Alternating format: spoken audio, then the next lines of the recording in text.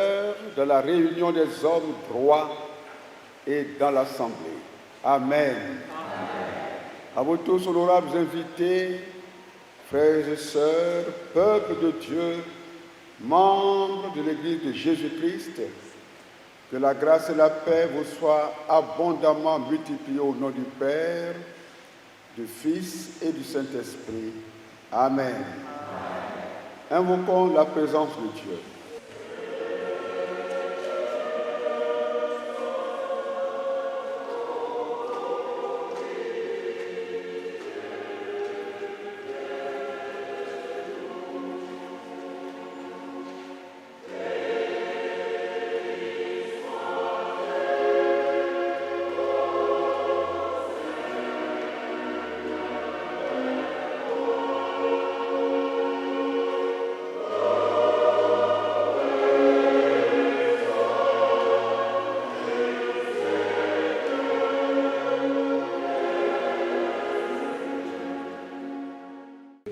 À nos péchés, demandez pardon pour que lui, dans sa fidélité, nous accorde toujours son amour.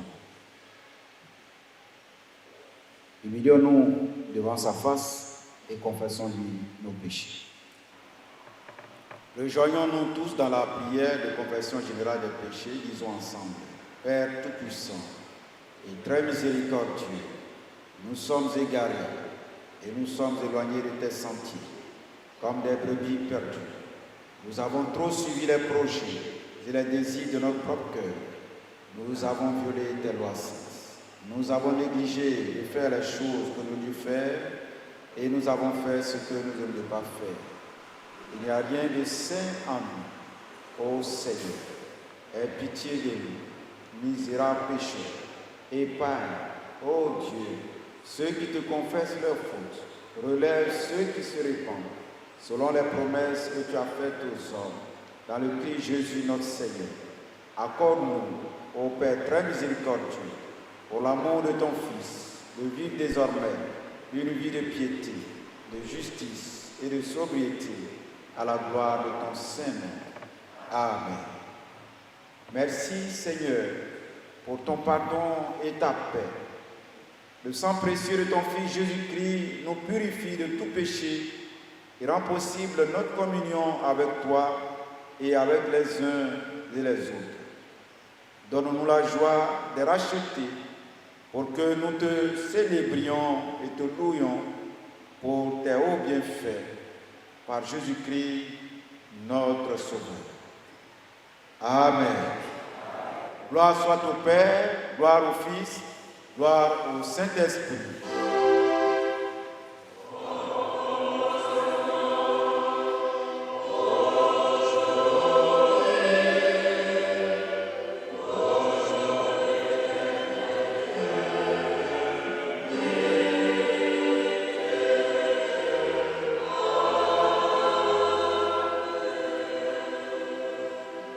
Peuple de Dieu, louez le Seigneur.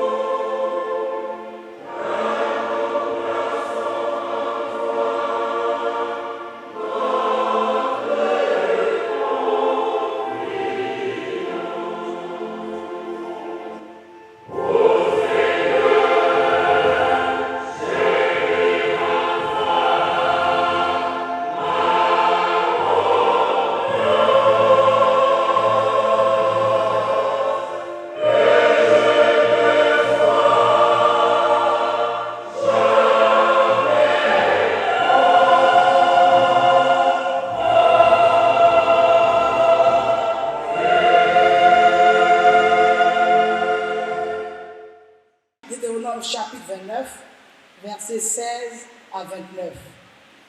Hébreux 12, versets 12 à 17. Enfin, dans le livre de Luc, chapitre 22, versets 31 à 32. Deutéronome chapitre 29, versets 16 à 29. Voici ce qui est écrit. Vous savez de quelle manière nous avons habité dans le pays d'Égypte et comment nous avons passé au milieu des nations que vous avez traversées.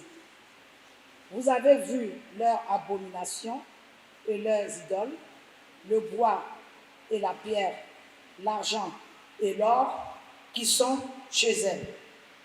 Qu'il n'y ait parmi vous ni homme, ni femme, ni famille, ni tribu dont le cœur se détourne aujourd'hui de l'Éternel, notre Dieu, pour aller servir les dieux de ces nations-là. Qu'il n'y ait point parmi vous de racines qui produisent du poison et de l'absinthe.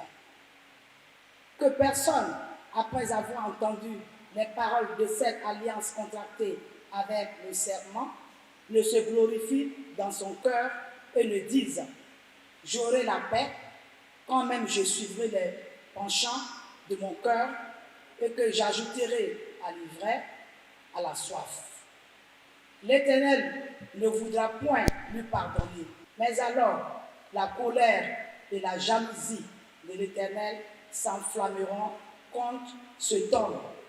Toutes les malédictions écrites dans ce livre reposeront sur lui et l'Éternel effacera son nom de dessous les cieux. L'Éternel le séparera pour son malheur de toutes les tribus d'Israël, selon toutes les malédictions de l'alliance écrite dans ce livre de la loi. Les générations à venir, vos enfants qui naîtront après vous, et l'étranger qui viendra d'une terre lointaine, à la vue des plaies et des maladies dont l'Éternel aura frappé ce pays, à la vue du souffle, du sel, de l'embrasement de toute la contrée, où il n'y aura ni sémence, ni produit, ni aucune herbe qui croisse, comme au bouleversement de Sodome, de Gomorrhe, de Adma et de Séboïm, que l'Éternel détruisit dans sa colère et dans sa fureur. Toutes les nations diront: pourquoi l'Éternel a-t-il ainsi traité ce pays? Pourquoi cette ardence, cette grande colère? Et l'on répondra: c'est parce qu'ils ont abandonné l'alliance contractée avec eux par l'Éternel, le Dieu de leur père, lorsqu'il les fit sortir du pays d'Égypte. C'est parce qu'ils sont allés servir d'autres dieux et se prosterner devant eux, des dieux qu'ils ne connaissent point et que l'Éternel ne leur avait point donné en partage.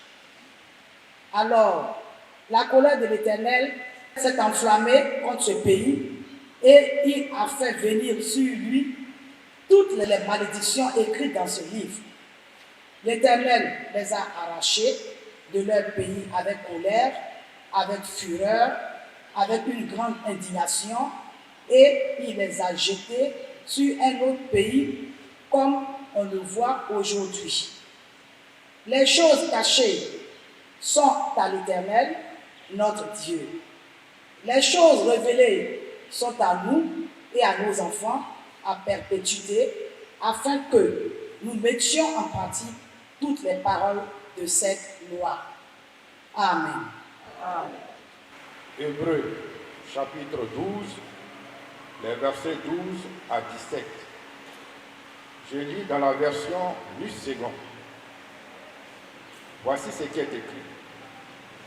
Fortifiez donc vos mains languissantes et vos genoux affaiblis, et suivez avec vos pieds des voies droites, afin que ce qui est boiteux ne dévie pas, mais plutôt se raffermisse. Recherchez la paix avec tous et la sanctification sans laquelle personne ne verra le Seigneur. Veillez à ce que nul ne se prive de la grâce de Dieu et à ce qu'aucune racine d'amertume, poussant des rejetons, ne produise du trouble et que plusieurs n'en soient infectés, à ce qu'il n'y ait ni impudique, ni profane comme Ésaü, qui pour un nain vendit son droit d'aînesse. Vous savez que, plus tard, voulant obtenir la bénédiction, il fut rejeté, quoiqu'il la sollicita avec larmes, car son repenti ne peut avoir aucun effet. Amen.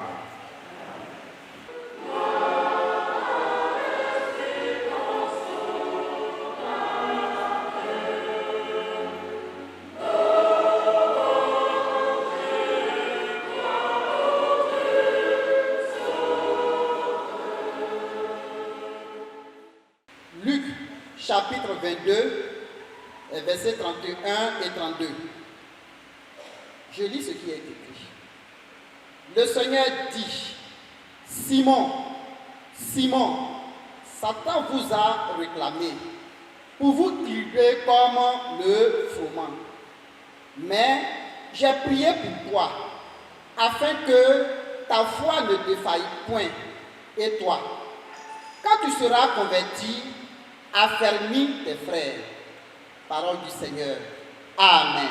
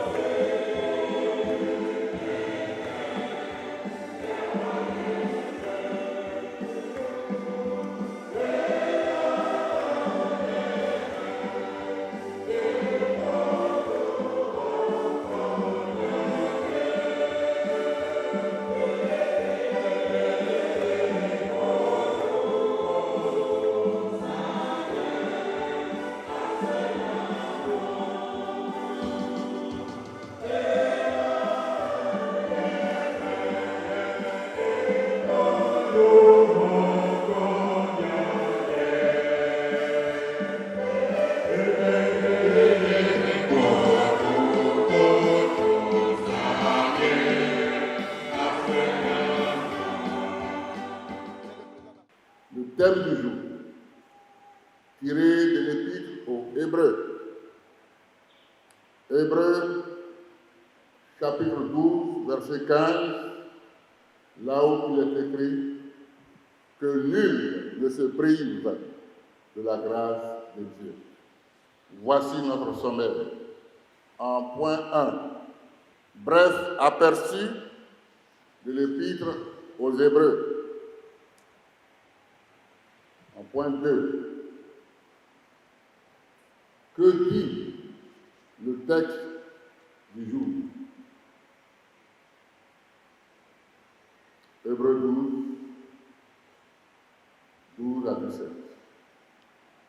En point 3, qu'est-ce que la grâce de Dieu? Et en point 4, que nul ne se prive de la grâce de Dieu. Point 1. Bref aperçu de l'Épître aux Hébreux. L'auteur.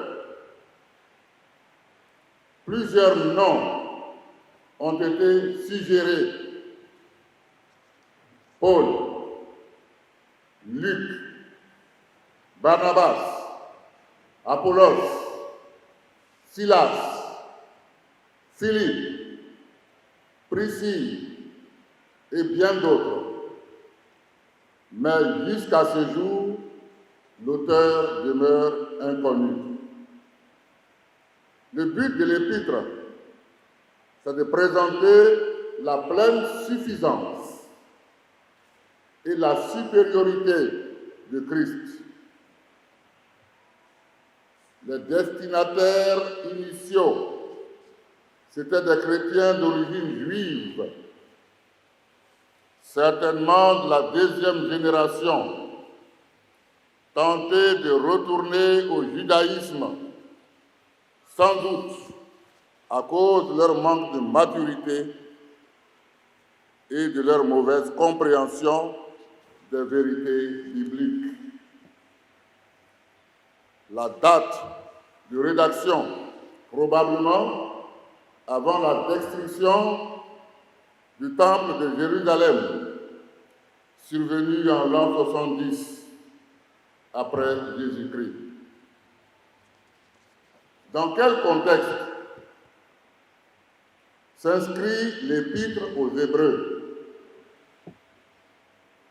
Les chrétiens subissaient une sévère persécution d'ordre social et physique, à la fois de la part des Juifs et des Romains.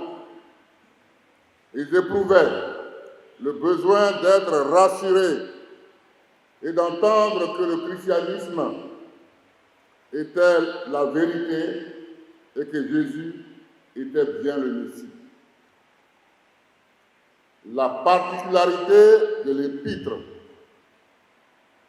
bien qu'il s'agisse d'une lettre, ce texte a la forme et le contenu d'un sermon. En point 2, que dit le texte du jour? Hébreux 12 à 17. Dieu n'est pas seulement un père qui corrige, mais aussi un entraîneur exigeant qui nous pousse à toucher nos limites et s'attend à ce que nous fassions preuve de discipline. Même si nous ne sentons pas assez fort pour remporter la victoire, nous y parviendrons en suivant Christ et en puisant nos forces en lui. Nos forces serviront de plus à aider ceux qui sont faibles et qui luttent autour de nous. Notre existence ne devrait pas être la seule chose à occuper notre esprit. Ceux que nous côtoyons suivent notre exemple. Et si nous vivons pour Dieu, comme nous l'affirmons, nous avons une responsabilité envers eux. En voyant notre manière de vivre, il leur serait plus facile de croire. Les lecteurs de la lettre n'ignorent rien des cérémonies de purification qui préparent les Juifs au culte. Ils sont au courant de la pureté rituelle nécessaire pour pouvoir pénétrer dans le temple. Le péché brouille toujours notre vision de Dieu. La communion avec lui ne sera possible que si nous renonçons au mal et lui obéissons. Psaume 24, 3 à 4. La sainteté est alliée à une vie paisible, car une relation juste avec Dieu entraîne une relation juste avec nos frères et sœurs en Christ. Même si nous ne ressentons pas vraiment d'amour pour eux, nous devons rechercher la paix avec tous et ressembler toujours plus à notre Seigneur, telle la petite racine qui devient un grand arbre. L'amertume se développe dans le cœur et détériore même les relations les plus intimes. Une racine d'amertume naît si nous laissons la déception se transformer en ressentiment ou si nous nourrissons de la rancune par rapport à nos blessures passées. L'amertume suscite la jalousie, la division et l'immoralité. L'action bienfaisante du Saint-Esprit peut guérir nos blessures en nous. Point 3. La grâce de Dieu. Qu'est-ce que la grâce de Dieu? À la lumière de notre texte. La grâce de Dieu, c'est une faveur imméritée, la bienveillance. Ce n'est pas à cause de sa grandeur qu'Israël a été choisi par Dieu. Ce n'est pas non plus à cause de sa justice qu'il est entré dans le pays de la promesse. Deutéronome 7, verset 7. C'est la compassion seule qui a motivé la détermination de Dieu et sa réalisation. Mais la plénitude de la grâce apparaît avec la nouvelle alliance. Tout entière, la rédemption de l'homme est due à la grâce. Le salut par la grâce est le seul salut réel, salut gratuit accordé à l'homme. La grâce, c'est l'expression du don suprême de Dieu en Jésus-Christ qui, nous affranchissant de la condamnation et de la mort, est notre salut. La grâce, elle rend possible la justification, laquelle ne saurait être obtenue par tout effort humain. Nous sommes sauvés par la grâce, mais ce n'est pas parce que nous sommes sauvés par la grâce que nous devons vivre dans la dissolution. Point 4, enfin. Hébreux 12, verset 15. Que nul ne se prive de la grâce de Dieu. Que personne ne se prive de la grâce de Dieu. Mais pour commencer, posons-nous la question suivante. Dans quelle société sommes-nous? Ce monde est à la fois hostile et négatif. Un monde sans repère, sans valeur. Une société où la sexualité banalisée est offerte à bon marché, sans vergogne et sans aucune dignité. Je ne vous apprends rien avec porta ou bien porta. Sans vergogne, c'est-à-dire sans honte et sans aucune dignité. La dépravation des mœurs est accentuée malheureusement. Un monde où la modalité, vivre comme des hommes du monde, donc un monde où la modernité prend le pas sur la morale, sur la spiritualité. Pour la recherche du bien-être, on est prêt à tout. Dans la Bible, pour un repas, Ésaü a perdu son droit de noces.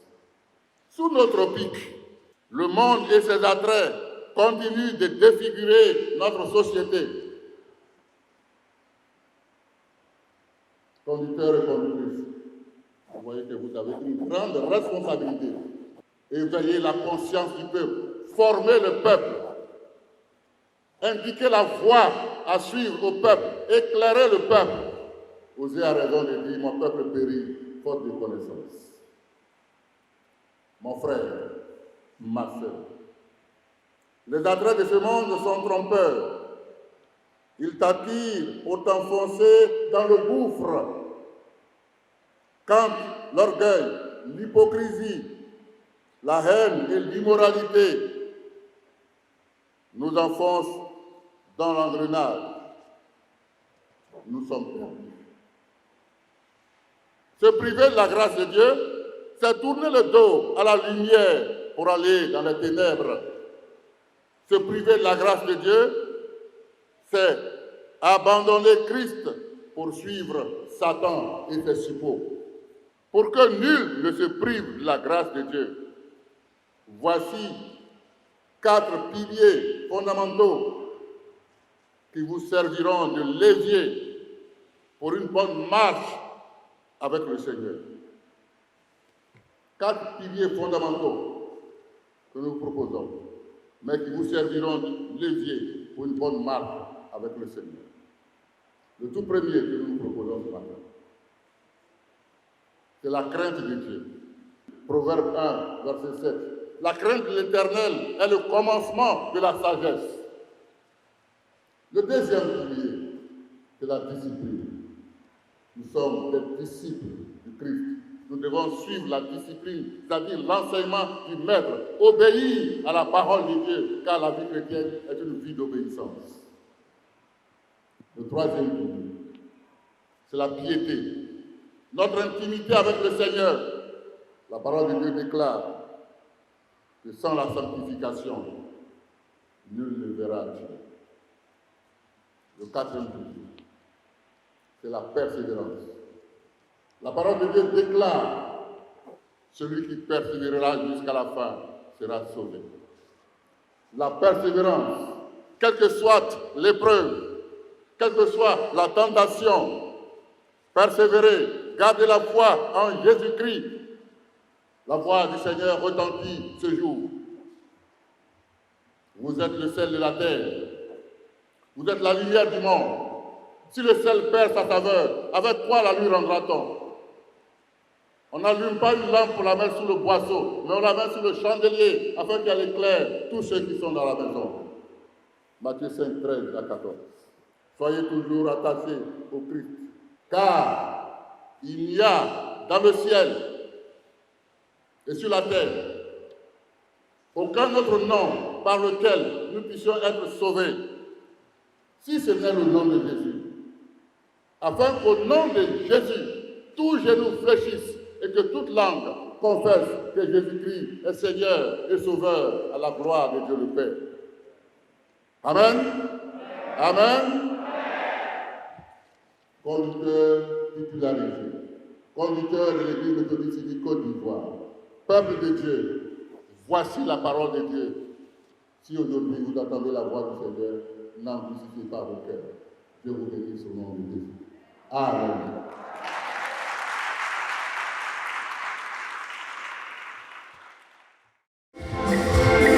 Pour rien posséder. Alleluia.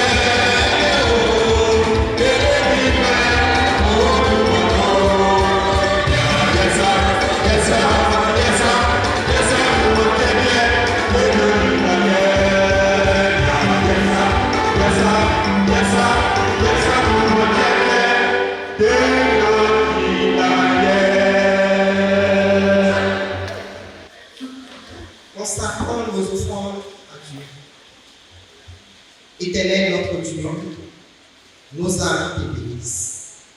Tout ce qui est au-dedans de nous bénit ton Seigneur. Nos âmes te bénissent et n'oublie au cœur de tes greffes.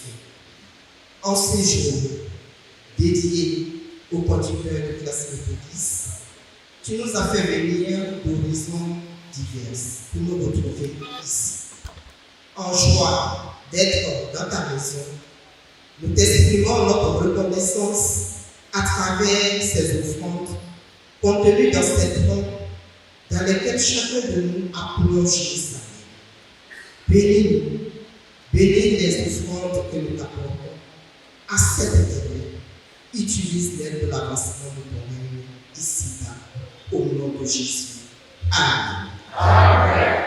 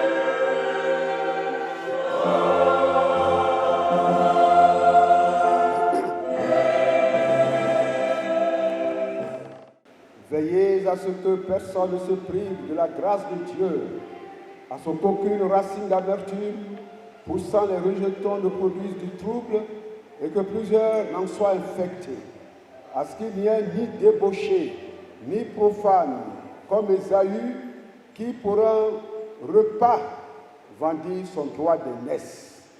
Vous savez que plus tard, voulant obtenir la bénédiction, il fut rejeté, quoiqu'il l'ait sollicité avec larmes, car il ne peut amener son père à changer de sentiment. Frères et sœurs, que le Dieu de paix vous sanctifie tout entier, et que tout votre être, l'esprit, l'âme et le corps soient conservés irrépréhensibles pour l'avènement de notre Seigneur Jésus-Christ.